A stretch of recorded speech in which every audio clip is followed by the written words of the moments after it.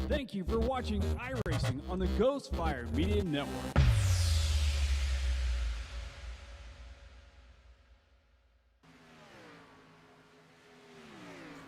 Well, good evening, ladies and gentlemen. Welcome to another exciting night of racing on the Ghostfire Network. That's right, we got racing once again in the Sim500 League, sponsored by Sharue. Diecast is Randy Pepper alongside my good friend and co-host, that is, Nick Adams. What is happening, Nick? Oh, nothing much, Mr. Pepper. Just, living the dream. Coming out here every Wednesday night, getting to watch some of the best that iRacing has to offer, tackle these different racetracks. And tonight, we watch the Sharue Diecast Premier Series, tackle Michigan. The beautiful, picturesque state of Michigan. I mean, you get the rolling hills off the back of this racetrack. Not far, you've got the big cities. I mean, you are in perfect country for a racetrack, right? Less than 100 miles away, you've got the creation of cars. Like, you've got Motor City, 100 miles away, less than 100 miles away. And then the Motor City Madman, too. Another 100 miles away, you've got the beautiful rolling hills and the lakes. I mean, you can't go wrong with Michigan other than the fact that you might get shot in Detroit. But other than that, I mean, Michigan's a great place to be. That's why there's the Motor City Madman living not far behind, so he'll protect you. But we do want to say thank you to everybody who showed up last week for the debut of this series on Ghostfire Media, everybody who's here tonight, and to the title sponsor of this series, Sharue Diecast. Sharue Diecast is the one-stop specialty shop for your diecast desires. Rare and hard to find items are available at Sharue. Surprise the diecast enthusiast in your life with a rare find, or treat yourself to something unique. Don't forget, it's Christmas time, folks. You can get that 164 stocking stuffer for your significant other, for your child, for your brother, for your mom. Maybe your mom loves NASCAR. Get her a 164 of a Chase Elliott. Or you can get that 124 for the diecast lover in your life. If you have somebody who really likes to collect these diecast, I mean, they have a beautiful race-winning diecast of Chase Elliott. They have one of Chase Elliott. They also have another one of Kyle Larson. I believe it's his championship-winning one on there. Championship race-winning one of Kyle Larson that's for sale. Maybe pre-order at the moment, because I don't think they're out yet. I know mine is still on pre-order, so it takes. I think they're stuck out on a cruise or a ship out somewhere in the ocean. It takes like 9 months from the day you order them to get them anyway, because the day they go live is like the day after the race, and it takes them 9 months if they've never run that paint scheme in before. And clearly, the last race of the season, they have the separate different paint schemes because, well, they have to put the little Championship 4 logo on there. They got to make it look cool. So, but yeah, located in the heart of West Texas, Sharue Diecast is positioned to offer excellent deals on shipping from border to border and coast to coast. Pre-orders are available at no cost to you until the goods arrive. Visit SharueDiecast.com today to place your order. That is SharueDiecast.com today to place your orders and begin a hobby that you'll never hate, and that is owning diecast race cars. It'll never go wrong for you, trust me. They only appreciate in value over time. Not going there. I have never had one that has decreased in value. But, well, maybe I have. Maybe I've held them too long is what the problem is. Well, that's the thing, right? Like, diecasts have such a short... It's a stock market, dude. They have such a short lifespan. To whereas you have to get out from under them really quickly if you want to make money, or if you're like me, you just love them so you keep them. I mean, I have a Chase Elliott that's why I have them. From his rookie season that's signed, but now that he's a champion, it's probably worth a lot of money. You know what? That's never getting sold. It's going to sit on my mantle forever because it's Chase Elliott, dude. I bought it for a reason. But on your screen right now, last week's winner, Daniel Falkingham. He was able to conquer the Rock last week, and a pretty good dude to have a conversation with. When the podcast starts back up, I really want to get him on there. Yeah, he would be a good one to have on the podcast for sure. He seems like a really good guy, and it seems like he might be an interesting person to have on the show. Well, Randy, we have a few minutes till the race begins here, so we start qualifying at 9 p.m. Eastern Standard Time. Why don't we talk about Randy's Pickin' Points, the new section of this pre-race show, where Randy Pepper gives you the 3 things that are on his mind tonight that he believes are going to be large portions of how you win the race here tonight. Well, 3+, as we always said. Last week it was supposed to be 3. We actually ended up 5. This week we're going to talk about a few different things. One is tires and fuel. We always say this every week, and this is one of those tracks that you're definitely going to have to make sure you manage your tires. Now, one thing about this league that I did not realize is the setups actually sit at a 16.1 on the steering ratio, which allows the car to not burn the tires up as easily as they normally would. Because sometimes you get in these leagues, and the only thing they let you touch is the steering ratio, and they set them down at 12.1. Well, 12.1, you're going to chew your tires up, and if you don't know that, then you've already got a disadvantage from everybody else. This one, they already started 16.1, which is perfect for a track like this. 1.5 miles, 2 miles or bigger, you always want to have it 16.1. So that's one thing these guys are going to have to watch are their tires. So if you're really aggressive at this, you're going to pay the price. Tip number 2. Just a tip, folks. Just a tip. Is the draft.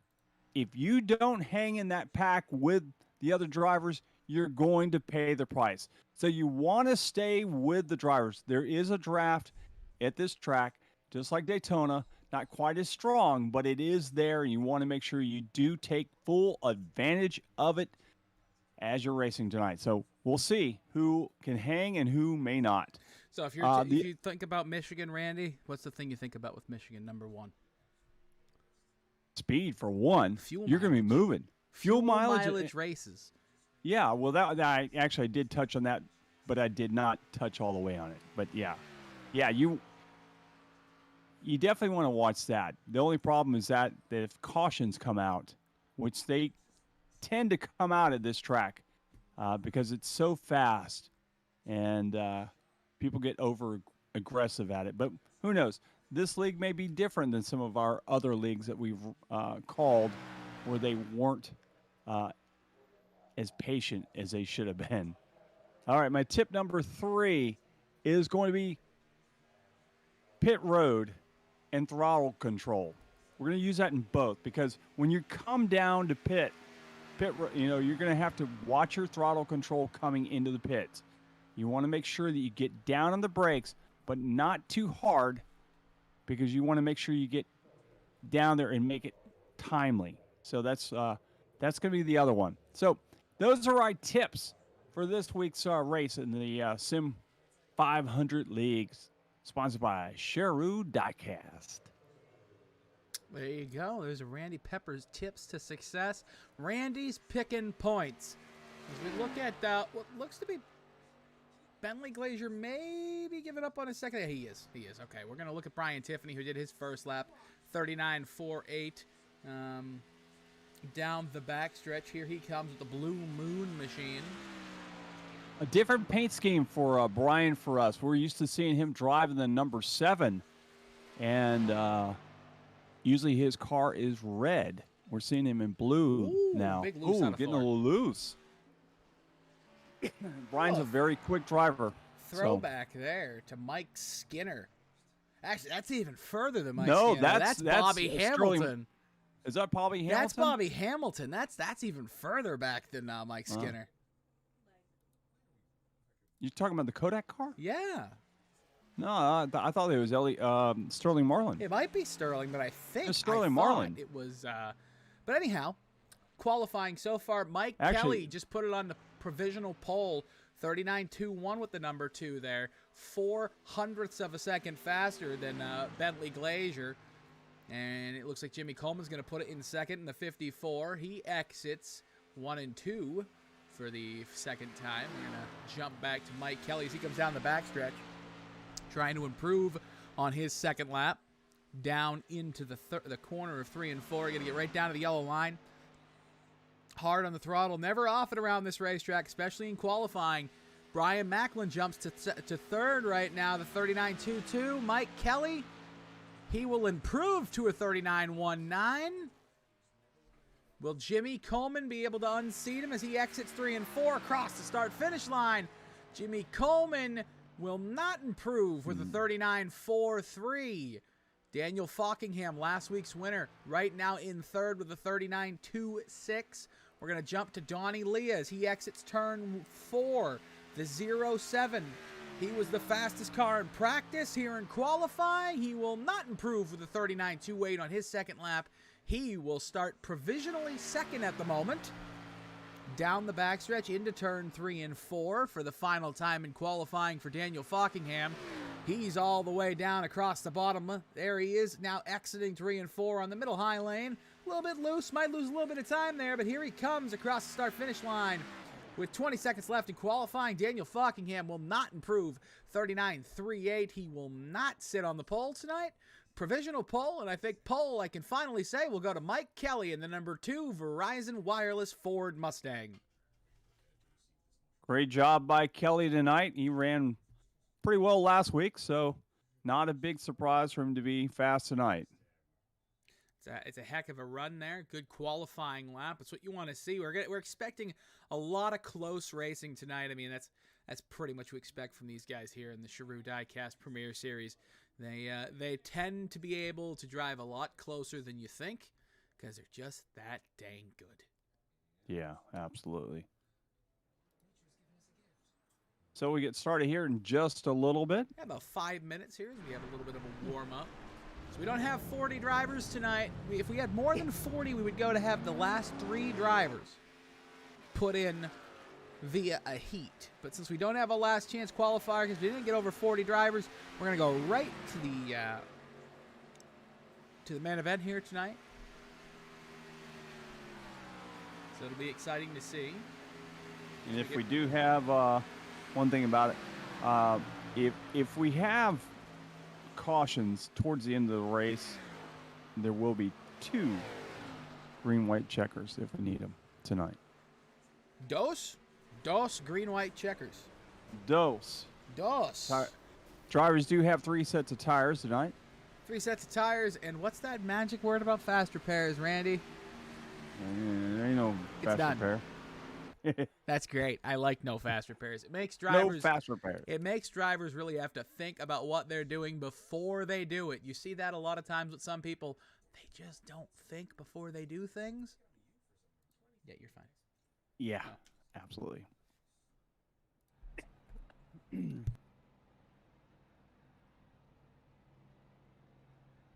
Right now they're going over the driver's rules with the drivers real quick. So while they go over the driver's rules, why don't we set the field, Randy Pepper? Absolutely. Starting on pole tonight. In the number 2, Mike Kelly. In second, Donnie Lee. In the number 7. In third, Bruyne Macklin in the number 30. In fourth, Daniel Fockingham in the number 39. In fifth, Bentley Glazier in the number 18. In sixth, Tyler Dalton in the number 19. In seventh, E.J. O'Rourke in the number 41. In 8th, Jimmy Coleman in the number 54. In 9th, Richard Swavely in the number 32. And rounding out your top 10, Tommy Ryan in the number 99. Starting 11th is Chad Coleman. Starting 12th is going to be Brian Tiffany. Joey what is that name? Gattina. And we'll start 13th. 14th will be Ron Hollyfield. 15th is going to be Paul Crummy. That was one of those names we couldn't figure out. Stoney Banfield will start 16th. 17th would be John Flower. 2. Charles Woods will start at 18th. 19th, Mike Montesi. 20th is going to be Randy Yoakum. 21st will be Dwight Beverly. 22nd will be Christopher B. Williams. Jeff Ryan's going to go 23rd. 24th is going to go Kevin D. Brown. 25th, Hank Caston. 26th is going to be Doug Sigmund. 27th will be Kevin England. And 28th is going to be Gerald Livingston. And starting last on the field will be Joseph Burgess. So that is the starting grid for the evening tonight, with the number 2 of Mike Kelly bringing them to the green flag here at the Michigan International Raceway. We are getting ready to do just, hold on. Just 68 laps here tonight. So if it goes green all the way around, we'll have 1 green flag pit stops. 68 laps, 134 miles at the start at 36 miles at the beautiful Michigan International Raceway. And they come out of turn 4. The pace car is off. Mike Kelly leads him down to the Geico restart zone. The green flag is out, and we are racing at Michigan. Here they come down the front straight away. We already got 3 wide. It looks like one driver sticks his nose down into the middle of the pack as a big breakaway of pack racing here at Michigan.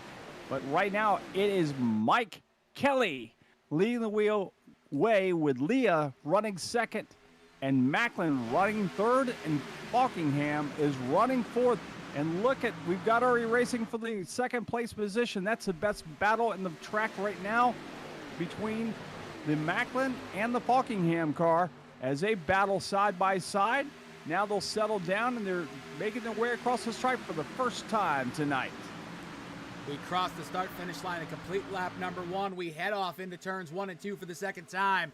On the outside, Daniel Falkingham looks to the outside of that number 7 of Donnie Leah. Here comes Falkingham real close on that right-hand side. Gets a little bit of a side draft. Leah's going to let him go down the backstretch, slide into that third position.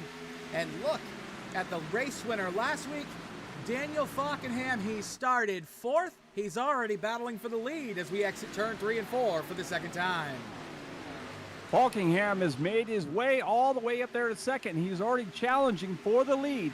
Kelly out front in that number 2 trying to hold him off, as Falkingham is already looking to the inside of that car, but he'll duck to the outside to look at the outside to try to make something work out there, which he did make work last week. He worked that outside groove, and this week, once again, he's going to make it work as it gets around the number 2 and will assume his position that he had last week. Now for second, Leah is trying to get around that number 2, and he will just barely side-by-side battle down to the front stretch. They will go, and they will complete lap number 2. You could tell he wanted to complete the slide job there. He just didn't have enough room to do it. Now into 1 and 2, he gets right up under the back bumper of the number 39, almost lifts the tires of that Chevy Camaro off the ground, but is able to slide into P2 as they enter 1 and 2. And now we set our sights on the middle of the pack as the battle for fifth on back. Right now we're looking at the battle for 7th is getting hairy right now between Tyler Dalton, Jimmy Coleman, and Richard Swavely. We had 2-3 wide there a second ago. Yeah, that's a big hornet's nest right now. Everybody wants that position, but they just can't get out of line quite long enough to make something work. And although right now we're seeing a little bit of action trying to happen back there, but as you look at the whole field come by, everyone is nose to tail trying to stay in that draft. They don't want to get too racy quite yet because they know they don't want to get knocked out. Because we're only 5 laps into this race. It's a long 68 laps here in Michigan, and you want to mind your P's and Q's, as I always say. Yeah, it's a long race, but it's an even longer lap around here, it feels like. I mean, it feels like it takes 4 years to get around this racetrack when you're out there and you're battling. It's a 40-second lap this time of the race. And I mean, man, oh man, it feels like it takes an eternity, especially when you feel like you're quick and you're right up behind the guy in front of you. You really want to just get past him and keep moving.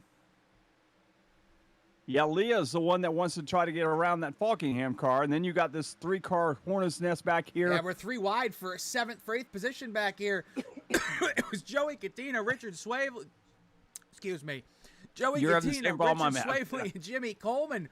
They went 3 wide on the exit of 1 there, and now as we exit 3 and 4 here at the end of lap 6, they're going to continue to be almost 3 wide right behind them. They are battling all over Michigan International Speedway tonight.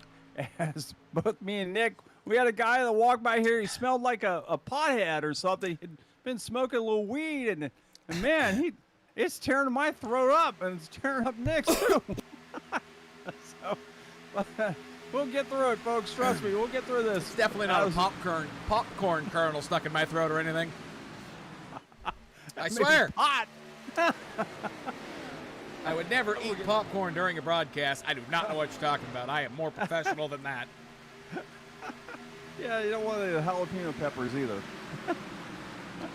That battle for ninth right now is really starting to heat up on Jimmy Coleman. He's been falling back for the last few laps. He's fallen back now to ninth. At one point, he was up to seventh.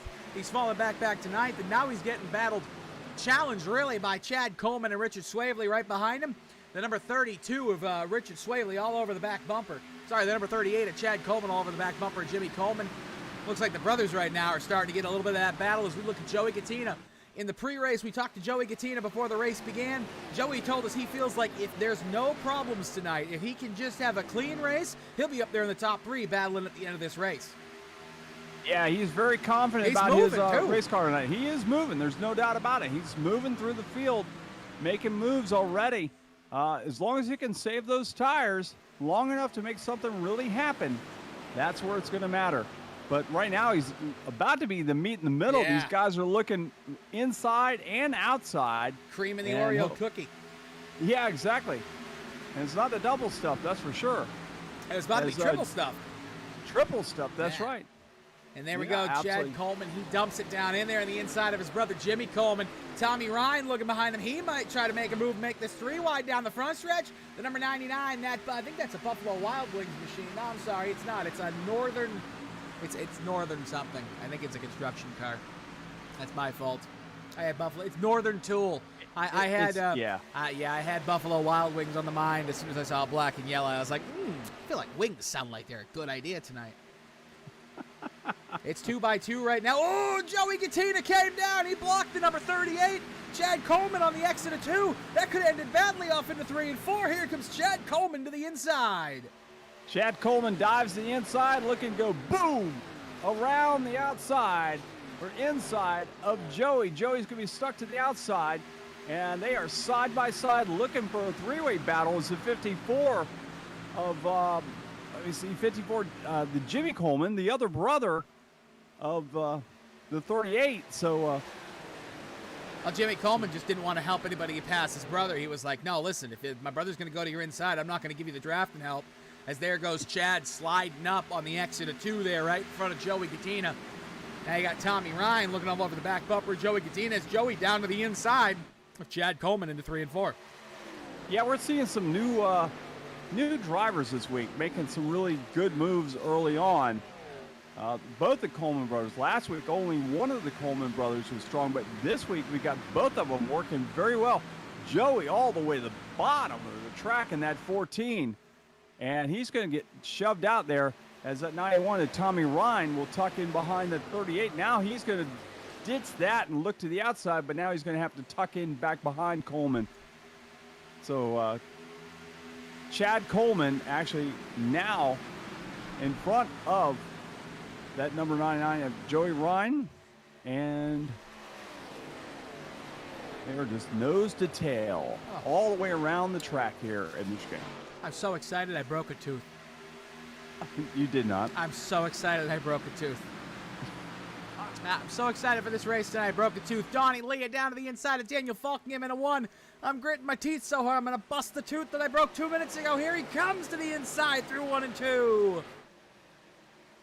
He'll try to make that slide job work on the exit of the corner, but he won't be able to. But now we're going to have a 3-wide battle. Brian Macklin to the inside, 3 wide in the 3 and 4. Look at Daniel Falkingham go from top to bottom and keep the lead and block the 2 cars behind him. He nearly cut the nose off of that Macklin car. Macklin nearly got a piece of the back end of that car of Falkingham. Falkingham leads him across the stripe again to complete 14 as they go down the straightaway. We got to dive to the bottom there. Looking, try to get around him. Side by side for the lead. Side by side, the 39 trying to hold off this battle.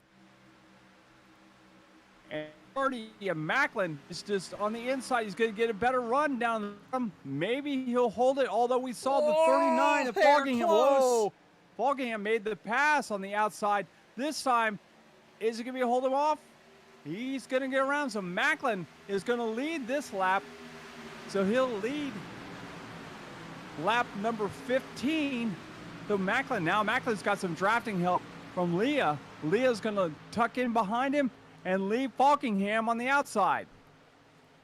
Falkingham's going to be to the outside of Leah right now. He's just got that quarter panel there. And now they're going to be single file down the backstretch looking to make a move here.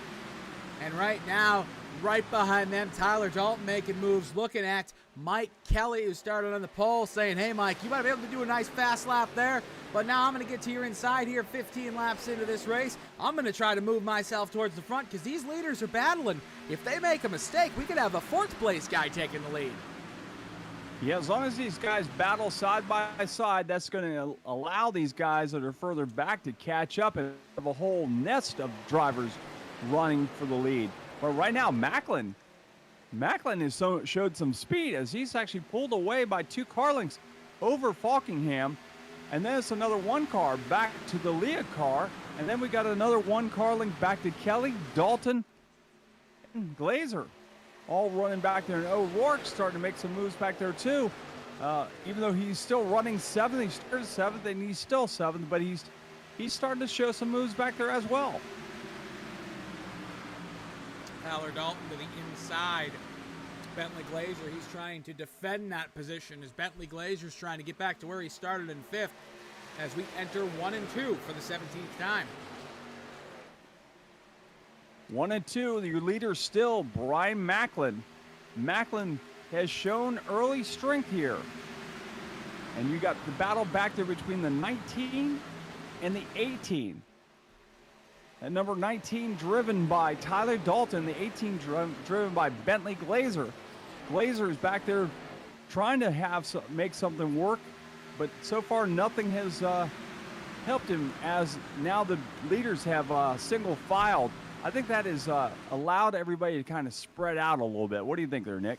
I do think that that's going to allow people to spread out just a little bit, not too much because of the draft being such a huge factor here at Michigan, but it's going to allow some of these guys to get a little bit more room than they had a minute ago. And I think that's going to make some of these guys a little bit more happier. Absolutely. Some of these guys up front are going to be very happy. Some of the guys in the back are going to be very sad because their cars will never catch up to these guys who are still running these incredible speeds around the track. Last lap was a 40.949 for Daniel Falkingham, who was running 2nd.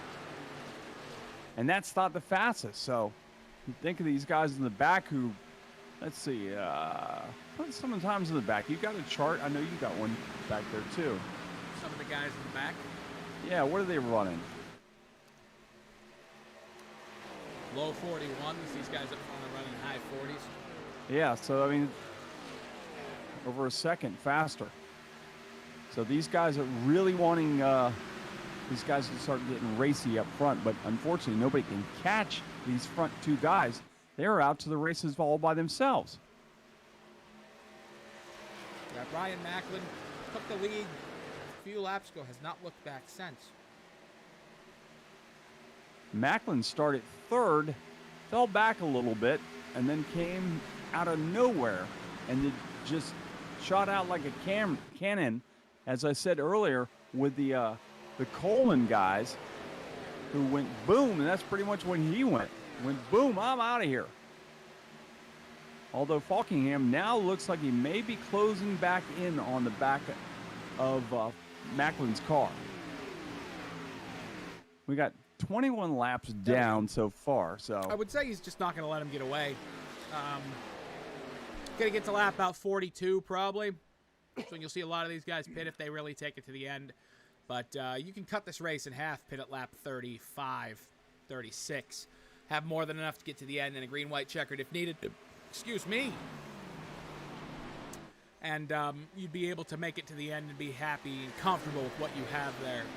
So I think that's what we're probably going to see is these guys cut this race in half around 34, 35. If we go green, you'll start seeing a lot of guys pit.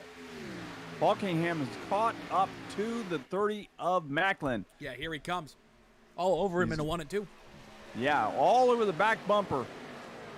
Ooh, he gets a little loose that time. Falkingham got aero pushed or aero loose. As these tires start to go away, when you get up on under somebody, when you get that front end right up under that rear cowl, you start to get a little bit of aero pushback on the front nose, and it starts kicking the front end of the car to the left more than you really want it.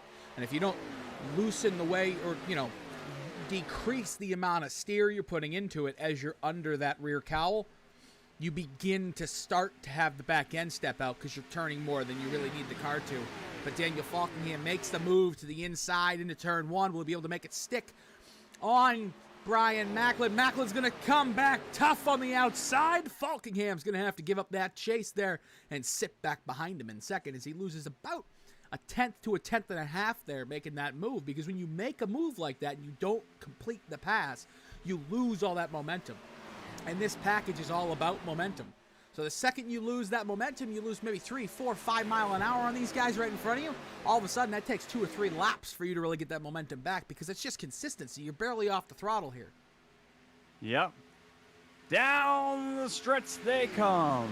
Brian Macklin still leads the field by a half a car length over Daniel Falkingham. Falkingham now feeling the pressure of Donnie Leah. And look at this number 19 and Tyler Dalton. Yeah, battle right behind them right there for fourth right now. Mike Kelly on the outside, Tyler Dalton to the inside. Don't forget there are halfway points given here. I believe it's to the leader. I'd have to get some confirmation on that. But there are some halfway points given. So that battle to get up there as close as you can to the front for those halfway points is super, super important. Yeah, and that halfway battle point will be in just a few laps, so you definitely want to make sure you're in the right position at lap 34. And right now, that's all going to Brian Macklin. But Macklin's not alone. Look at how close these two are through 1 and 2 right there. Tyler Dalton, Mike Kelly. You have millimeters between those cars. I mean, they really are lug nut to lug nut there as they go through that corner. You couldn't fit a Jeff Gordon between those cars. Jeff Gordon is as skinny as a stick. Yes, he is. And that's, yeah, you couldn't fit much between those two cars. They are super close. They keep almost bouncing off of each other. Yellow, we've got a caution out. We do have a caution out. We do have a caution out on the track right now. It looks like Hank Caston might have been involved.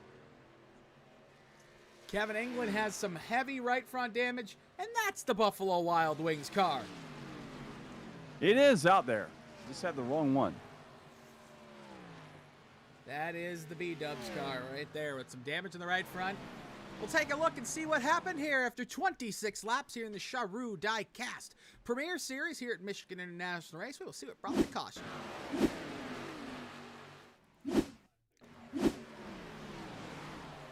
Oh, it looks like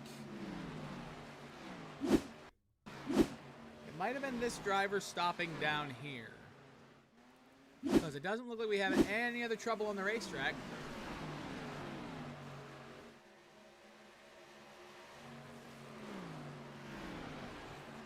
It doesn't look like there's any other trouble on the racetrack other than that, so. Just somebody got off the track. Somebody got off the track, and here we come down pit road. And we get to use our brand new pit lane camera that I finally found in our package here. Woohoo! The Guitar Addict was nice enough to pay for a new pit lane camera here at Michigan. Yeah, finally got some money out of that guy. I actually have a bad news for him. I'll tell him about it later. It might involve our drone camera. Oh, no, not again. Yeah. We'll tell you that after we get out of the pits here. Let's see who wins the battle. Let's see who wins the battle road. I'm gonna say Daniel Falkingham. I'm gonna say no. And Macklin, look at the. It was Falkingham. No, it was Macklin and then Falkingham. Macklin. Then Kelly, Coleman, Glazier, Dalton, E.J. O'Rourke, Jimmy Coleman, Ron Holyfield, Kevin DeBrown. That is your top 10. Mike Montesi, Richard Swavely, Dwight Beverly, Joey Gattina, Jeff Ryan, Donnie Leah, Christopher Williams, Brian Tiffany, Randy Yoakum, and Charles Woods. That is your top 20 as they exit the pits. Big shakeup in the top 10, though. Yeah, big. Coleman had a really good pit stop there. Folks, if you're just joining us, we want to remind you that tonight's broadcast is brought to you by Sharue Diecast. Sharue Diecast is the one-stop specialty shop for your diecast desires. Rare and hard-to-find items are available at Sharue. Surprise the diecast enthusiasts in your life with a rare find, or treat yourself to something unique. Don't forget, folks, it's Christmas time. Hanukkah, Christmas, Kwanzaa, anything you can name it. A loved one, a friend, a brother, a sister, an estranged cousin who you want to be friends with, get him a diecast. Anything will do. A 164, a 124, hell, go find a 1986 110 model. They'll be happy with that. Located in the heart of West Texas, Sharue Diecast is positioned to offer excellent deals on shipping from border to border and coast to coast. Pre-orders are available at no cost to you until the goods arrive. Visit SharueDiecast.com today to place your order and change your life. That is SharueDiecast.com, SharueDiecast.com to change your diecast collection today. Absolutely. Make collecting diecasts cool again. Actually, you know what? I believe it actually is cool again. I think diecast there for a little while was on allure, but I am part of quite a few of the diecast community Facebook groups, and there's a lot of wheeling and dealing going on there. A lot of guys are really excited about a lot of cars out there, and I know Sharue will have all those cars in stock. If not, they'll be in stock very soon. So, you know maybe Kyle Larson sprint car. We talk about special editions. There's a Brad Keselowski autograph 2021 Money Lion 124 NASCAR diecast on Sharue right now, $114.99. That's autographed by Brad Keselowski, folks. That's never going to happen again. He doesn't drive that machine anymore. You're never going to get another opportunity to have him to autograph one. Take that opportunity, get that. That thing's just going to increase in value. Yeah. And we come down out of turn 4. The number 30 leads him into the Geico restart zone, and away we go, and we're racing back at Michigan. Down to turn number 1, Macklin dives out to a quick 1-2-3 car length lead over Falkingham. Falkingham is broken away. Those two have broken away by 4 car lengths over the third place car, Mikey Kelly. Kelly will dive in back behind them, try to suck up a little bit of that draft. So will many other drivers trying to get in line, so these 2 front leaders do not get away too quick, because you don't want to lose the leaders, that's for sure. As here, look at this run by Mike Kelly. Mike Kelly has come out of nowhere. He's right behind Falkingham and looking for more as they come down across the stripe to complete lap 29. Big move by Mike Kelly as he tried to get that second spot away from Falkingham. Wasn't able to complete the pass that time, but he's all over the back bumper of number 39. The number 2, who started on the pole, trying to come back to the front and get this lead. Daniel Falkingham, last week's winner. He's trying to make it 2 in a row, but here comes to the inside Bentley Glazer on Mike Kelly, off into turn 3. Bentley Glazer side by side with Mikey Kelly. Kelly on the outside, Glazer down low. Glazer is now looking for more, trying to get around the Falkingham car.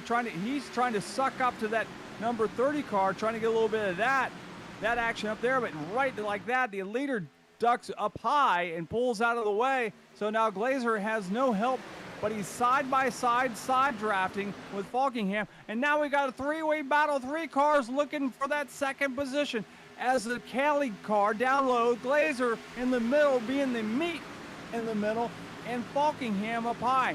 Guys, you got to think about this. A lot of racing to go. Don't make a what a move. slide job by the 2! He cut the nose car off of O'Rourke. E.J. O'Rourke must need a new pair of pants. Mike Kelly has guts of steel right now, man. Absolutely, those cojones are made of steel.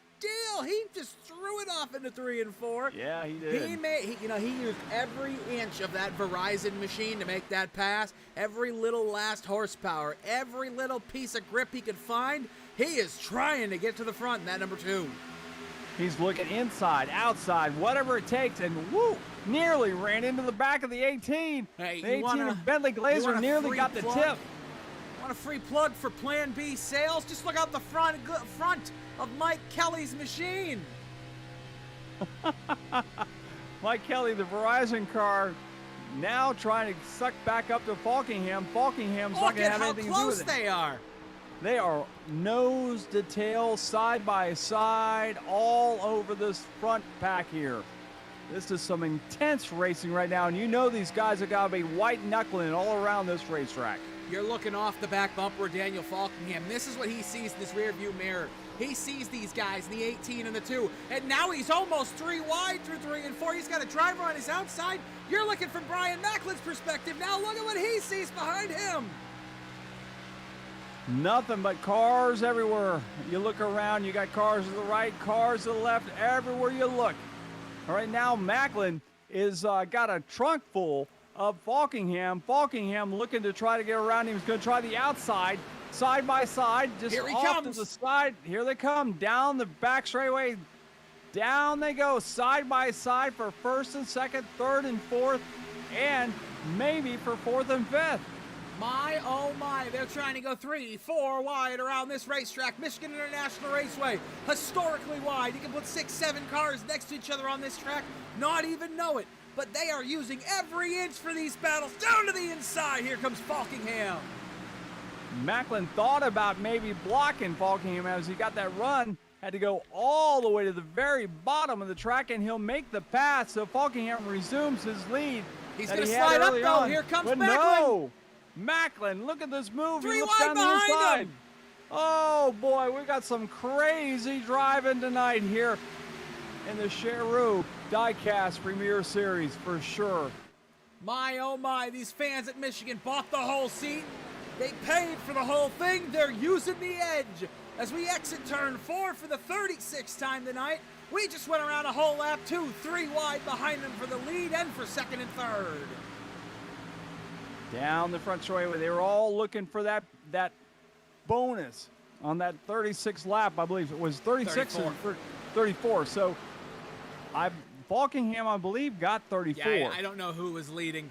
It's been so insane. And it's not done yet, as Falkingham is going to look again to try to get around the inside of Bentley or Macklin. As back there, you got Bentley back there dropping way back. He was way up here. Now he's way back. Yeah, here goes Macklin, Bryan Macklin down to the inside of Daniel Falkingham. Down the front stretch, he's going to use every inch of the racetrack. He's going to lead lap 37. He's going to dive to the inside in 1 and 2. And Bryan Macklin will slide up on the exit of 2. He'll complete the pass, and he's back to the point. Back to the point he is. Macklin assumes the position. 1-2 car lengths over Falkingham, and there's another 1 back to the number 2, Mike Kelly.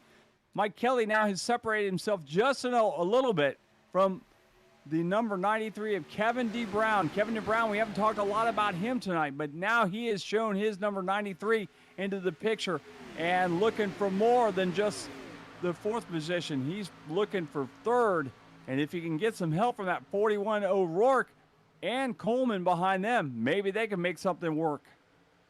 Yeah, these guys are all starting to get some dance partners, and the dance partners are starting to move everybody around.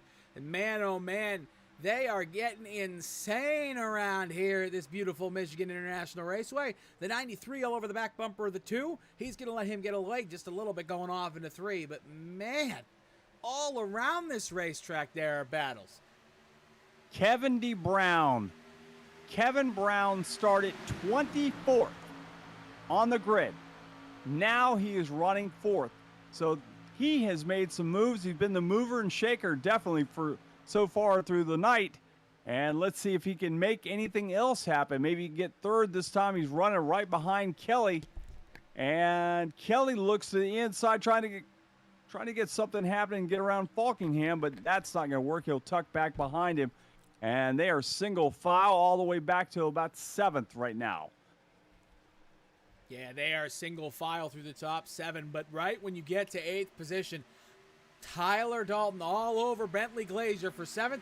He is going to dive to the inside down the front stretch, use most of the racetrack, keep the number 18 all the way up at the wall, and dive to the inside in 1 and 2. He's going to easily make the position, but he's not going to. The 18, Bentley Glazier, he fights back on the outside hard down the backstretch.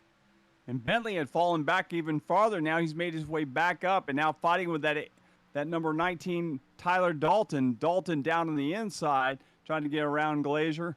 And now you're seeing the number 20 of Mike Montesi. We haven't seen him much tonight. He started 19th, now running 9th in that number 21.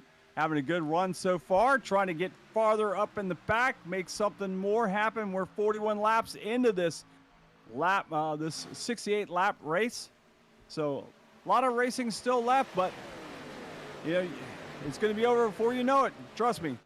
Yeah, if they don't get something going here soon. Oh, the 21 got big loose out of 2 all the way down the racetrack. He chased it. He gets it back going straight, stays right behind the 18, dives it off into 3 and 4. And tucks back in, gets a little stiff of that back end to keep the car in tow. And we'll stay where he's at. Montesi definitely having a better race than he had earlier on tonight, so he's made some moves. And you've seen quite a few guys back behind Montesi, too, making some moves. You see that Rick Wilson number 1 car, but it's not Rick Wilson back there. That number 1 is actually driven by the, we talked about him earlier. Let me see. That's Ron Holyfield. Holyfield, you know. It's like they call my store. It's in Holly Hill, but right. they call it Holy Hill. You're right. That is definitely Sterling Marlin. It's Sterling Marlin and Rick Wilson. That is so old. That's a beautiful paint scheme. It is it's probably Sterling Marlin, but Rick Wilson was the first one that drove that car. Also, we had the other person that Ernie Irvin drove that car at one point. Irvin, oh my Swervin' goodness. Irvin. Swervin' Ernie Irvin. You gotta love Irvin, that man. I believe, drove it after Sterling. No, he drove it. Yeah, he drove it after Sterling Marlin. He drove it after Sterling left to go be the driver of the, at that time, the silver number 40 Coors Light car. Silver and black. Yes. Green and black. It was green and black, like a light shade of green and black, and then it turned into the chrome machine that we knew as Silver Bullet. The Silver Bullet. Yes. The good old days of NASCAR sponsors when you had beer companies that weren't colored water.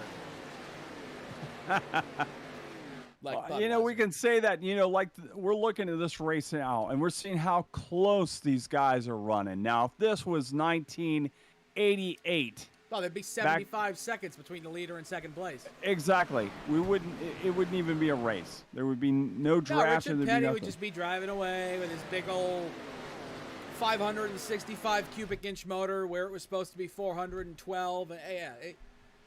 NASCAR has changed for the better, but people don't remember the what they call the good old days. Weren't really the good old days. Yes, absolutely.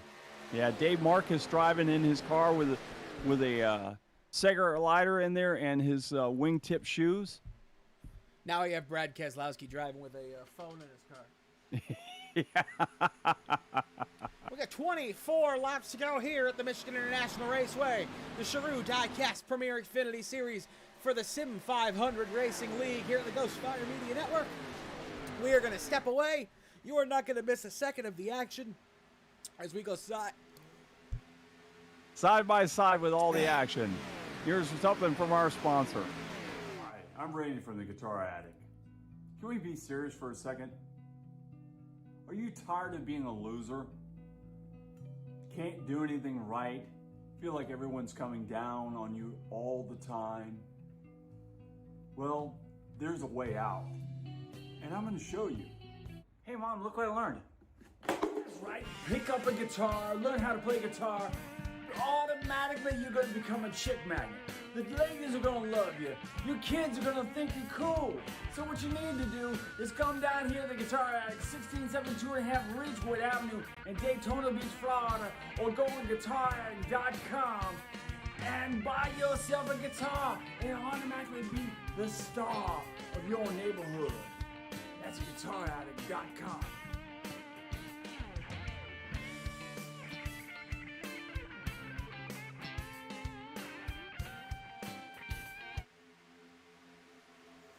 Back here at Michigan International Speedway. It's been a great battle for the lead between Falkingham and Macklin. They're side by side as they come off the turn. They go, oh, they touch side by side. They got a little door handle to door handle action happening. And luckily, nobody went for a ride as Falkingham dived to the bottom of the track and corrected it. Now they're going to be side by side once again as they go off of turn number 2 to go head down the back straightaway. Can Falkingham make it work? Is he going to sit there by himself because he's got no help whatsoever to try to get around that Macklin car?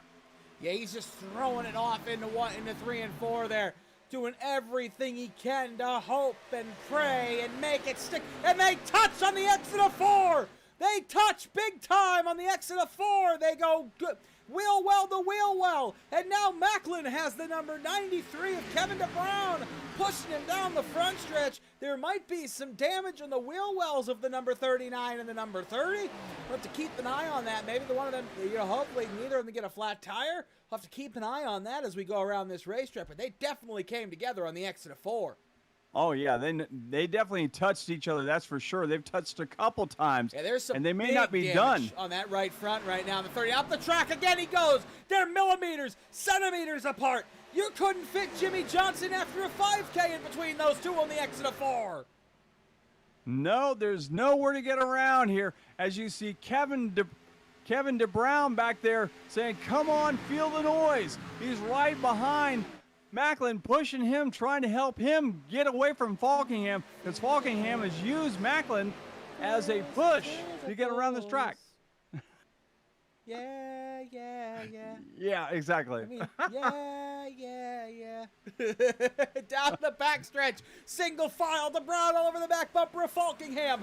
Falkingham throws it off into 3 and 4. He's under Macklin. This could very well be the battle for the win with 18 to go. They're going to touch again on the exit of 4. Macklin up the track. Macklin in the wall. The right front is in the wall. Here comes Kevin DeBrown. They scatter like ants on the exit of 4. And man, oh man, wow. Can you believe that? Metal Health is now out front. Kevin DeBrown is out front. He's got around Falkingham, but I tell you, one person that is not going to be happy, and that is the number 30 of Macklin, who just got shoved to the outside and into the wall. You could see it coming, though. Oh, yeah, there's no doubt about it. You could see the contact coming for the last 3 or 4 laps. One of them was going to do it unintentionally there.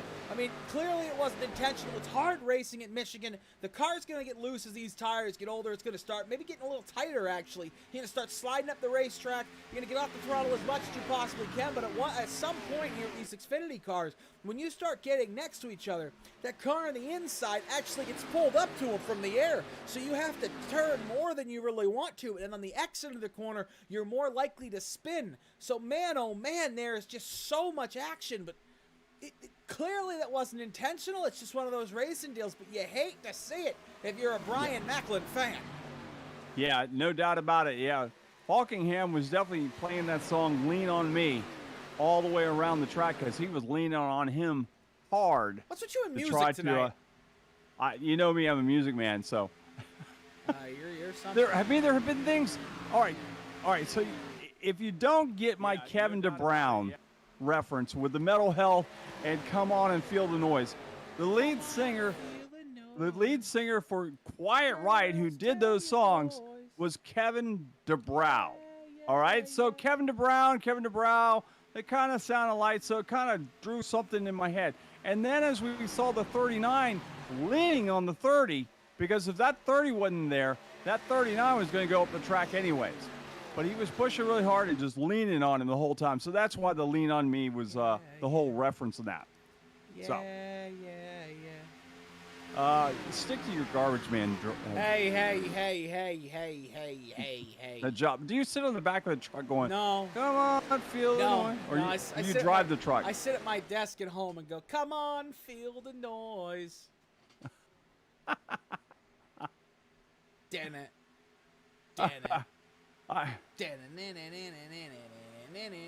That's what I do all day. I do nothing. Anyway, Kevin DeBrown has opened up a 2/10 of a second lead this time on the exit of 3 and 4. There's 15 to go here at the beautiful Michigan International Raceway. 15 Daniel Falkingham right behind him, though, trying to stay in the draft. And you know what? Brian Macklin has damage because he has gone backwards and backwards quick. That right front is pretty killed on that number 30. Still running in the top 10, running 9th right now. Started 3rd, so he has fallen back, but he is still in the top 10, so that's still good. But the guy that started 24th, Kevin DeBrown, is the guy leading. But last week we saw this same type of scenario. Falkingham chased around a few different drivers for the lead, and then the very end of the race, Falkingham decided, no, time for me to win. So will he do the same thing tonight? Man, he's just giving the whole tip to the back of DeBrown's car for sure. Hey, every once in a while you got to give everybody the tip just to let them know where you are. He's about to give him the whole 2 tires deep there. Hey, he gets 2 closer. tires deep, a little bit of a tip. You know, whatever, get out of my way. I'm coming through. I want to lead. Yeah, that's what he's doing. And down the backstretch. Whoa, Mike Kelly giving him a big push into 3. Yeah, he's giving him the tip. He is. And if you look at the back bumper, you look at going 2 tires deep there. And yeah, the back bumper is a little bent a little bit from that. On board Mike Kelly. We go down the front stretch into 1 and 2. He had to get on the brakes a little bit there as a 39. Clearly had to do a little bit of a brake check there to not run over Kevin DeBrown. The 39 clears just a little bit faster than DeBrown. He's just not able to use it to his advantage right now. It's almost like being out front at Daytona right now. Oh, God. It's almost like being out front at Daytona right now, right? You don't want to actually be in the lead. You want to be in the lead pack, but you don't want to be in the lead because these last 2-3 laps, the draft's going to come in handy here at Michigan. You're going to do everything you can to drive past this guy in front of you. And the place you want to be is in 2nd place exiting turn 2 on the final lap because you're going to get a big draft. You hang back a little bit, you get a big draft, dive to the inside into 3 and 4. You take the lead coming out of the final corner, win this race. Oh, caution. Oh, and the caution is out, and that changes this race, folks. That changes the race. We're going to have another pit stop, fresh tires. It looks like we have a few cars involved, though. Christopher Williams with some heavy damage on the 09. We are almost in the same scenario we had last week. As Falkingham, who was running 2nd, went into the pits and came out of the pits first after he pitted 2nd. See what happened here with Richard Swavely. Swavely was, we're going to go back a little bit further. Oh, we got a little piece of the wall. A little bit further. That's too far. There we go. He got a little bit of the wall on the exit of 4. Started the 21. The 21 kind of followed him up there. Swavely fought to get that car off the wall. He finally did, but he came right down in front in the 8 car. I don't know if he really was doing anything wrong there. I think he was just trying to get it kind of hooked back up. He wasn't coming down. Yeah. It doesn't look like he was. He was still loose and sideways. Oh, and the 8 was, the 8 was coming through. The 8 really had nowhere to go. Randy Yoakum, the 09 of Christopher Williams got involved in that. The 8 car though, some serious. Look at that. Look at that camber on that left front. That negative camber. You just don't want here at this racetrack that he now has. That 8 machine. I mean, he'll be able to finish this race, but he's not going to be competitive at all now because of that damage. Yeah. He'll just have to nurse it home tonight. He had really nowhere to go there, though, unfortunately. And with 10 laps to go, everything we talked about before the race, Randy, means nothing. The only thing that matters right now is getting into your pit stall and getting into your pit stall well. Yeah, no absolutely. speeding. Get into your stall. Get out clean. Don't slide the tires. This is the race for Kevin DeBrown. He's going to get in the stall perfectly. He gets on his marks. We'll see how he comes out. We'll jump up to Daniel Falkingham. Watch him jump into his stall. See if he can get in there nice and clean. He slides the tires, but he's not going to slide too far forward. Mike Kelly gets into his. Donnie Lee gets into his. Macklin does the same to his. And now we look. Where is Kevin DeBrown? Here he comes. He's exiting his stall. Here he comes down pit lane. 4 tires and fuel. He's going to beat the 39. He's going to beat the 2. But the 7 of Donnie Leah took 2 tires, and he comes out as the leader. Oh, boy. A little strategy there. Could that be the race-winning move for Donnie Leah? I don't know if 2 tires are the call, but with 9 laps to go where he was on the track, It's the only chance. It's the only opportunity you really had. We'll go back with maybe 7 laps remaining once they go back to green flag racing. Yeah, probably 6 or 7 laps. So, I mean, you might be able to survive if you get a good jump on the restart, get out in front of the pack just a little bit, kind of hold off that draft as much as you can, and then just block the outside. Because you're going to have to make somebody go to the inside. And going to the inside is a lot harder than it is to pass on the outside here, so. Although Falkingham made it work earlier around Leah. He's made it work, but he's also had it backfire on him. Yes, he has. He'll take that outside, he'll pass, and then the person dives the inside and gets around him. That inside lane is a two-headed monster. I mean, you live and die by it if you sit with it. But right now, we're going to focus on the number 7, the Toyota Financial Services TRD Toyota Camry of Donnie Leah. Donnie Leah sitting there in the catbird. Oh, he's not in the catbird seats. He's the Pied Piper right now in the number 07. He's the leader. He's the bride. He's the guy. Is he the groom or the bride? Right now, I think he's probably the groom. Depending, he could be a groomsman or a bridesmaid here very soon after these next 8 laps. But the 07 is going to restart first with 7 to go. We'll see what he can do. He's going to have to hope that TRD machine, which has a little bit of front nose damage. I didn't notice that earlier. Yeah, it does look like. But that number 07, he's going to have to hope that every little bit of that TRD power that he has is able to be put down. And Kevin Brown's car actually has his name on the side of the car. It does. I believe that's his Twitch channel. Ah, okay. The number 93 from Greer, South Carolina. Kevin DeBrown in the what looks to be the Twitch Pride machine, and I love that paint scheme. It's a very cool paint scheme. I do like it myself. Scheme. It supports inclusivity, which I believe, we want this world to have more of that, right? Everybody should be equal, should all have the same rights, and we should all be able to fight for what we believe in. And that's what that paint scheme right there does for the LGBTQ plus community. As the green flag is out after our second caution of the evening, and we go back racing here with 7 to go. Donnie Leah with a big jump off into turn 1. Will he be able to make it stick is the question. Here comes Daniel Falkingham to the inside. Falkingham is stalking him. Coming. 3 wide, he slides up. They almost touch. Kelly. Mike Kelly threw it in there. He wants that second spot. Kevin DeBrown, they're wrecking behind him. They're wrecking behind him. We have cars all over the place. It looks like the number 14.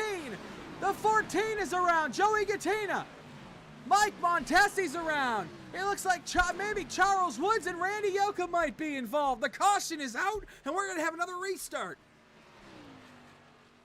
I believe this started on the exit of the corner with Mike Montesi. I believe he might have slid up in front of somebody trying to make a pass. We'll take a look. It actually started in front of him. It started in front of him. He had nowhere to go. Oh, man, he had nowhere to go. Man. Wow! Oh, into the opening.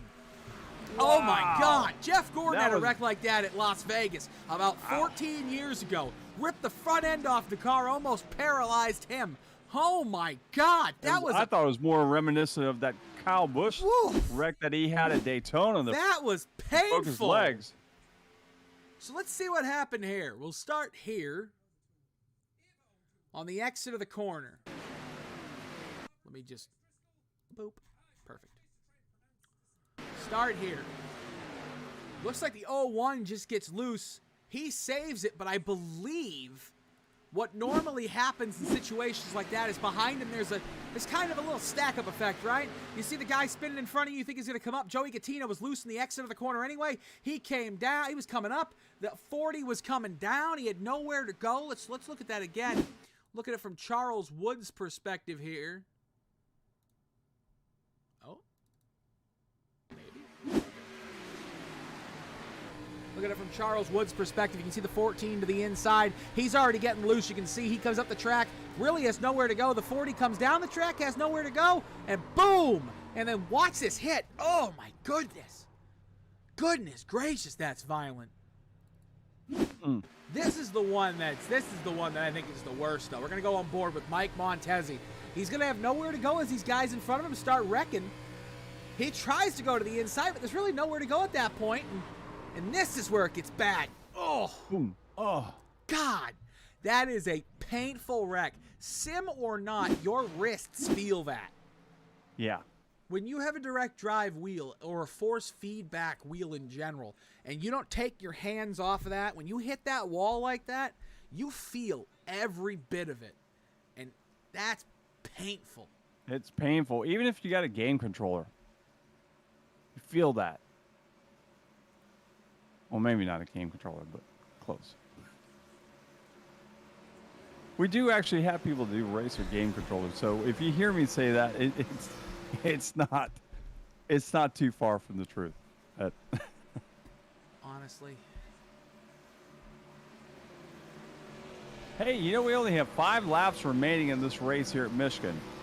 And Leah still, who only took 2 tires that last stop, is still out front. Now he only has a short bit of time to try to hang on. May end up winning this race because of 2 tires. We'll see.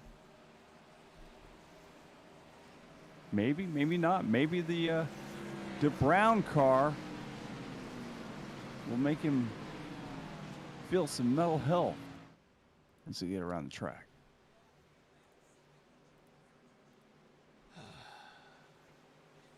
Mama, don't let your boys go crazy. And what's the other song? I can't make sense. Something about that. Mama. Can't remember. Sorry.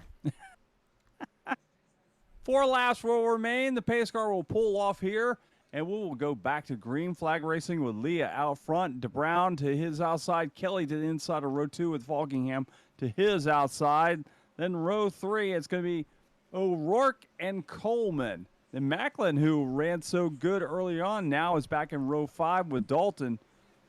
So can Macklin make something from back there? Did he get enough repairs to that car? We don't know, but we'll find out here shortly because the pace car is going to pull off here in just about 1 turn. And you can hear them getting on the gas. Yeah, this is about to be it, boys. It's going to be not a green-white checkered, but 3 to go when you go green. It's all about Kevin DeBrown. Can he get a good restart? If he gets a good restart, he might be able to take this from Donnie Leah. Out of turn 4. It's all in Donnie Leah's hands. We're in the Geico restart zone. The green flag is in the air. And Donnie Leah gets a good start. Daniel Falkenham gets a good start. He's to the inside of Kevin DeBrown. He might not have enough help, though, off in a 1. Kevin DeBrown might take that second spot away on the outside lane. Maybe not. Mike Kelly trying to make it 3 wide there. But he doesn't have anywhere to go. He's just going to have to push the 93 down the backstretch. Here he comes with a big push down the backstretch. Kevin DeBrown. Mike Kelly goes to the inside. Going to be 3 wide into turn 3. I don't know if they're going to make it around another time here. I really don't. 2 to go. Next time's the white flag. Oh, they're wrecking! They're wrecking! The big one out of turn 4! The track is gonna be, this is gonna be huge! This is gonna be huge! We got 6, 7, 8 cars involved! Oh my goodness! And the caution is out! The caution is out, but the calamity has already occurred. Oh my goodness.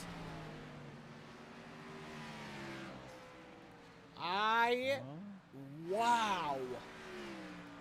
Green, white, checkered coming up here, folks. But first, let's see how the caution came out here. Mike Kelly, a little bit further back there. Mike Kelly on the exit of the corner was 3 wide. He slid up a little bit. He got into the 38, and I think that was the beginning of it. We'll take a look here. And that's Mike Kelly.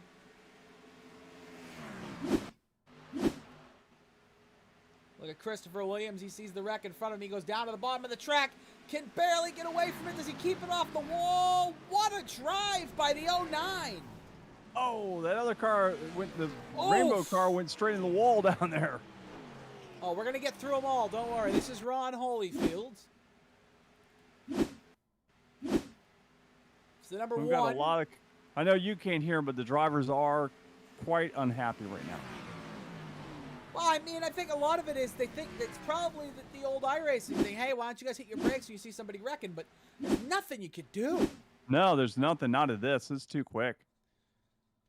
I don't know. I mean, there definitely could have been more room given right here on the exit of the corner. I mean, we'll take a good look here, but this is where it all started right here, right? I mean, you can see the two on the exit of the corner. I mean, he's trying to get everything he can. He's going to slide up. It's gonna happen. It's 2 to go. You're coming to get 2 to go. You're trying to go for the win. You're gonna get everything you can. He just doesn't know Coleman's on his outside. He just never gets the call that Coleman is there. Or maybe if he did, he didn't get the call. He was 3 wide. When he came up, Coleman had nowhere to go. And that's just, it's going to be what happens. I mean, if he didn't get the call, there's nothing you can do. We can't ask him right now. But to me, the way he came up, it just seems like he didn't get the call. Hey, 2 outside. There's just nowhere. Nowhere for anybody back here to go. I mean, we'll go on board the 98. There's just nowhere for him to go, though, when they start wrecking. They're wrecking up in front of him. He's on the throttle, on the brakes, on the brakes. He's still way up high, has nowhere to go, but, you know, he's in the brakes hard, but you could see just the calamity in front of him. We'll go on board the 3 here, see what the 3 saw. You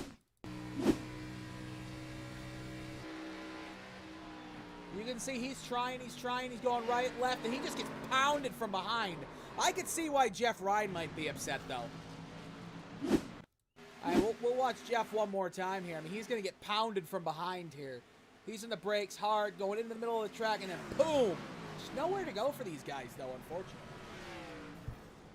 unfortunately. Yeah, there's definitely nowhere for you to go. I mean, Jeff was just trying to get out of the way of that stuff, and there are a couple guys behind him that were still in the gas, and unfortunately, they all got taken out.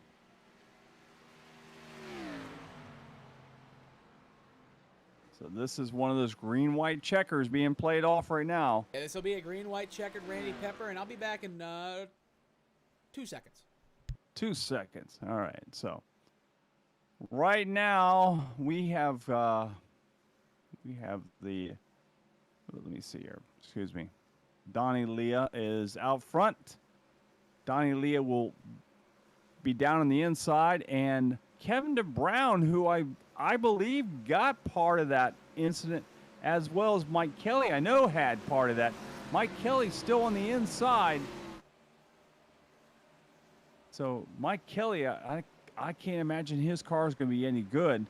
On the outside, Macklin. Yep, that's right. Macklin is back, who led early on for quite a few laps and made some spectacular moves in that car number 30. Now we'll try it again. Green flag is out as Donnie Leah will pull out by 1, 2, 3 car lengths over the number 2 of Mikey Keller. Mikey Keller, evidently that car is actually not as bad as we thought it was going to be. He's got some damage up there, as well as the DeBrown car has some problems with that car as well, but they are not letting Leah get away. Leah is out by 1, 2, 3 car lengths. Mike Kelly has huge damage. I know, him I'm surprised and I he believe stayed out. DeBrown did. I know, DeBrown has some too. Wow. I believe these two guys are holding up some faster cars behind them running side by side. White flag is coming out for Donnie Leah. He exits 4. He has 2.25 miles to go. They're 3 wide behind him. I don't think it's over for Donnie Leah, though. I think Brian Macklin has something for him if he can get through this pack. And if Tyler Dalton, who's on the inside, can get past the 79 and the 93, he might have something for him. But here comes Kevin DeBrown on Donnie Leah down the backstretch. He's all over him to the outside. 2 wide for the lead. Donnie Leah's going to keep it off into 3. But DeBrown's going to throw it in there. Will it stick? 2, 3, and 4. Here comes Kevin DeBrown. It's going to be a drag race to the start-finish line. Who's going to get it? Who's going to get it? Kevin DeBrown at the line. Wow. Oh, my goodness. That was a great finish. That was fantastic. Talk about a photo finish. The interval is .0001 seconds. We've had 2 weeks of unbelievable racing in this Sim500 league. Unbelievable. Man alive. They put on a show here tonight. Kevin DeBrown wins here at Michigan. And we know DeBrown had some damage on that car. I just didn't think it was going to run as well as it did. Maybe because it was on the back end Look of at that how car. excited that number 93 Toyota Super Driver is. You can just tell.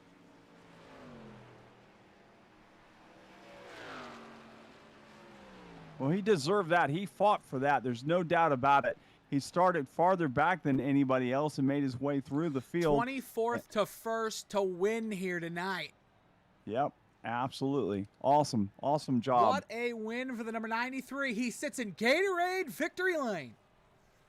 And he's spinning around, showing his colors. Well, whilst we wait, let's pull up the second place finisher of Donnie Leah.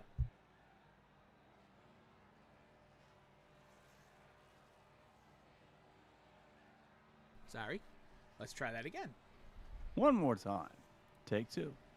Donnie, it's Nick and Randy up in the booth. Sir, I got a copy. Hey, yeah. How you doing? I am good, sir. Congratulations on that second place finish. One of the closest finishes here in Ghostfire Media history. I mean, you guys were millimeters. It's the little front piece of that Toyota Camry is what got you on Kevin DeBrown's side. So, heck of a race there. What was the thought process between the two tires on that last pit stop?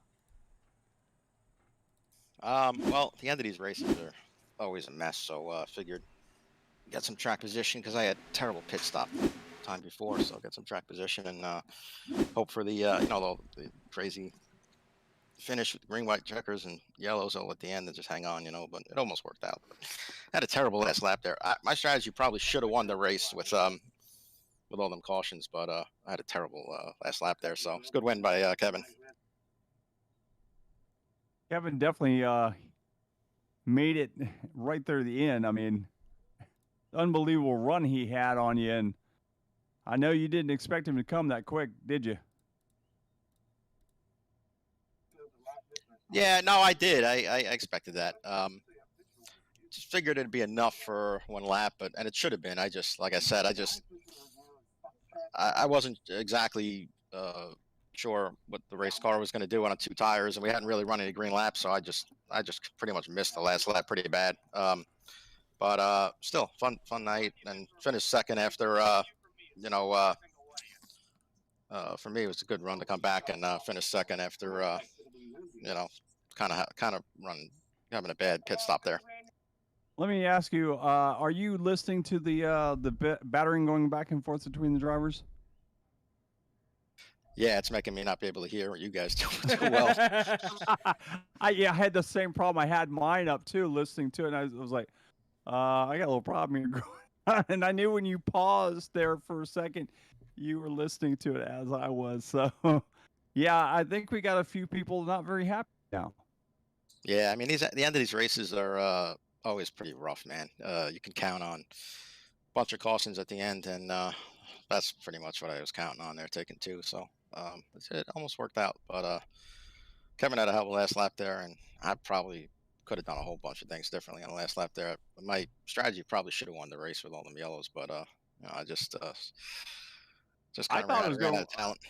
I thought it was going to work out. I really did. I thought because Kevin had a little damage on his car. I knew Mike Kelly as well had damage on his car. I thought the only one I was worried about getting you actually was Macklin, because Macklin had got his car fixed and was coming really fast too. But he couldn't get around DeBrown or Kelly. They were holding up the other two cars. I think Coleman was the other car. They were holding up the two guys behind them. So they kind of helped you out there for a second. So that's what I'm saying. I mean, with the yellows and everybody racing each other, you can get away with stuff like that. So should have been okay. But man, I tell you what, I really screwed that one up on the last lap.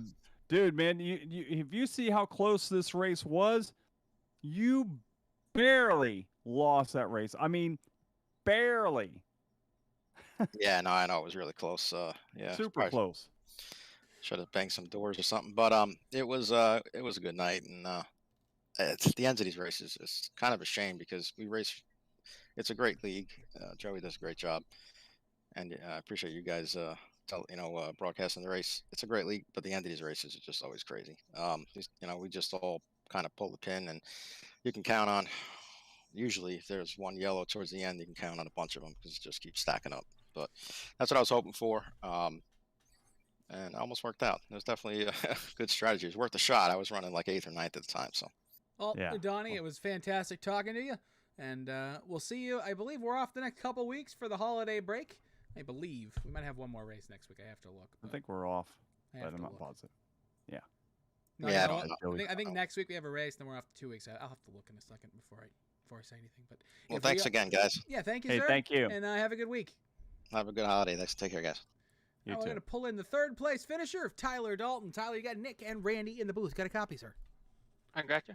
Well, sir, congratulations on a heck of a finish. I mean, I really didn't expect you to finish third. That's not me saying anything bad, but you seem like you had a struggle in that first part of the race. You started 6th, you fell back, you kind of were stuck around 8th, 9th, fighting the 18 and the 21, and that's just kind of where you guys were all around each other tonight, but seemed like everything just kind of fell in place for you here at the end of the race to get a third place, huh? Yeah, it was definitely an interesting race. Started off the race, and we were trying to save some tires. In practice, the tires were really falling off, so I know some of those guys were going hard.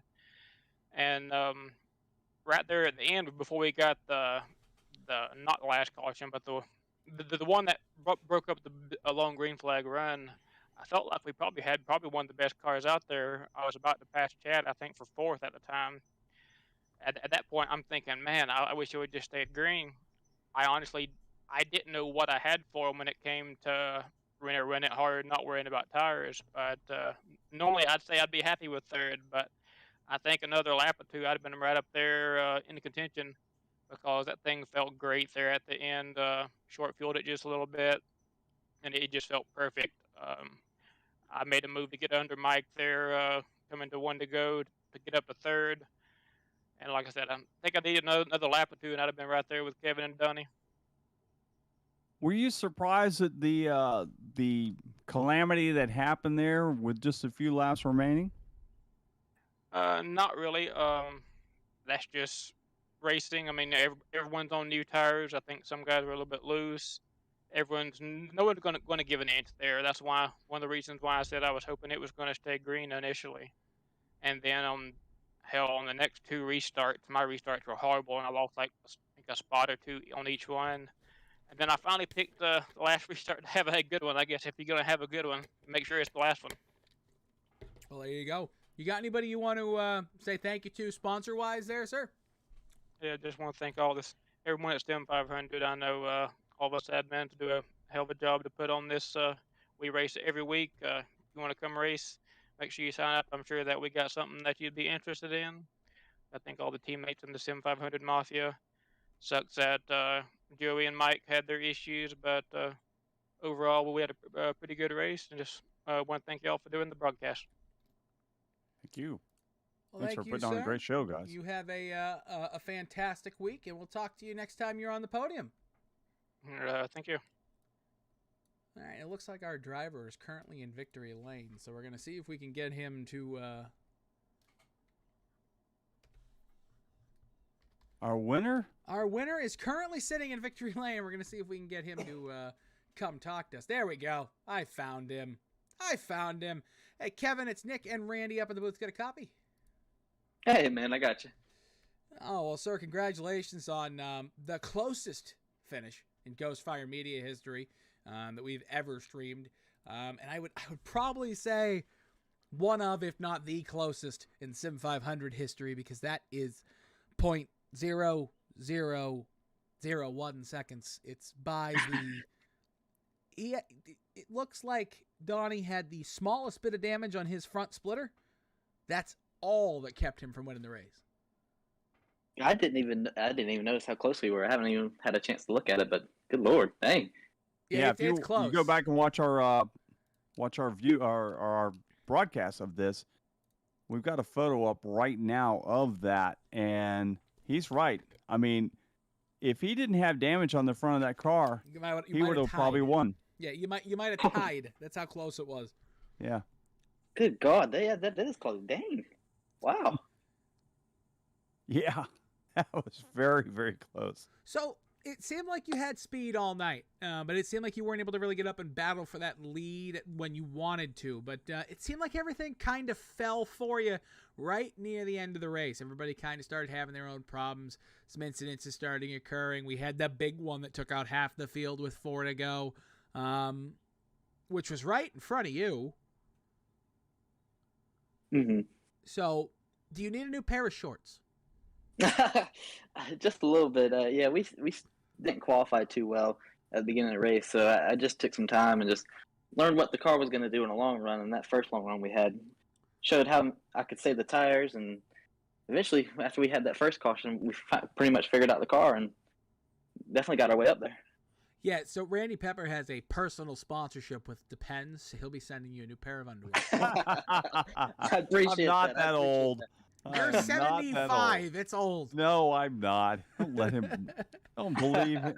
Please, Kevin, do not believe anything he says. 67 and a half. Oh, whatever. Yeah, sure.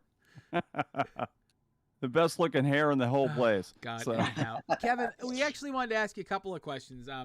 Mainly about the paint scheme. So what does that paint scheme mean to you? Because it's beautiful paint scheme. Yeah, we like that paint. To us, it was like a very inclusive paint scheme. So. Mm-hmm. Yeah, so Chris Caboo, one of my dear friends, paints all my paint schemes. Does a great job, all of them. Obviously represents the Twitch, but celebrating Pride Month and everything, and we did it. We debuted it last year in June, I think it was, and it's such a good looking paint scheme, so we decided to keep it the whole time. Unfortunately, I wasn't streaming tonight. It'd have been nice to see my reaction after such a close finish, but yeah, that's pretty much what the paint scheme based off of. So do you have a Twitch channel that you do like podcasting, or you just broadcast the races on Twitch? Well, yeah, we were doing a lot of broadcasting last year, but then I moved, and then I got lazy and it felt like setting up all the stuff back up again. But whenever I end up streaming, it's on Kevin DeBrown. I don't know if you know John Mushton, but he created that name and stuck with it since then. But yeah, every so often we try to get on there and Twitch stream some of the races, and I wish I would have done this one. I would have loved to see the reaction. Well, if you go back and watch the race, I used your name a lot because I don't know if you're familiar with the band Quiet Riot. Oh God. So Quiet Riot singer is Kevin DeBrow. So I kept making reference to Quiet Riot songs while you were running back there. So if you don't mind, you have a little mental health happening and come on, feel the new noise and all this stuff. Come on, going on. feel the noise. Oh, and he keeps singing that. That's not me. I can't sing that bad. Hey, I appreciate. I can't wait to actually go. I always watch the races back and see how y'all guys commentate and everything. Y'all do a wonderful job on our races. We have a But lot We of started a fun. little rough tonight. We both of us had problems with our throats and we couldn't Oh, speak. no. So the beginning is a little rough. The beginning, the middle. Listen, the beginning was rough. The middle was rough. The end is even rougher. I mean, but for some reason, you guys keep coming out and watching, and people keep hiring us. I can't figure it out because me and Randy, I mean, we just sit here and have fun. I didn't know you were getting paid. I didn't know like people would pay you to have fun because my normal job isn't like that. So, Right. this is Yeah, awesome. definitely. I was watching the Rockingham race, and I kept hearing y'all call Mike Keller, and I thought that Yes, was the most we have a funniest Mike thing Keller in the in one of world. the other leagues. No. Do Yes. not put me in that. Do not put me in that. That's just Randy. That's No, just Randy. I have a Mike Keller in another league. So Oh, yeah, okay. it's hard. Yeah, when you got names that are very similar to each other and you're used to them, Mhm. it's very hard to kind of break that. But tonight, I don't think I called him Keller once. Seems There like you we're, go. I have to watch back and make sure. Seems like Yeah, we're I'm getting off positive I topic didn't. here. I think it was good. So. Seems like we're getting off topic. Just saying. Anyhow, It's all good. Kevin, Congratulations. congratulations on the win Yep. again, sir. And we'll talk to you next time you're on the podium. Definitely, guys. I appreciate it. Thank you, sir. Have a good week. Thanks, man. That's it. All right, Randy Pepper, one final time tonight. We want to thank Sharue Diecast. Sharue Diecast for, oops, there we go. For Did you? providing the Come ability on, for this feel league it to come to over. you guys here on the Ghostfire Media Network. Sharue Diecast is the one-stop specialty shop for you and all of your diecast desires. Rare and hard to find. God. Sharue Diecast is the one-stop specialty shop for you and your diecast desires. Rare and hard to find items are available at Sharue. Sharue. Surprise a Sharue. diecast enthusiast in your life with a rare find, or treat yourself to something unique. Don't forget, folks, it's a Christmas season. Everybody loves a diecast, especially NASCAR fans. Located in the heart of West Texas, Sharue Diecast is positioned to offer excellent deals on shipping from border to border and coast to coast. Pre-orders are available at no cost to you until the goods arrive. Visit SharueDiecast.com today to either place your pre-order or order your diecast. Again, that is SharueDiecast.com. SharueDiecast.com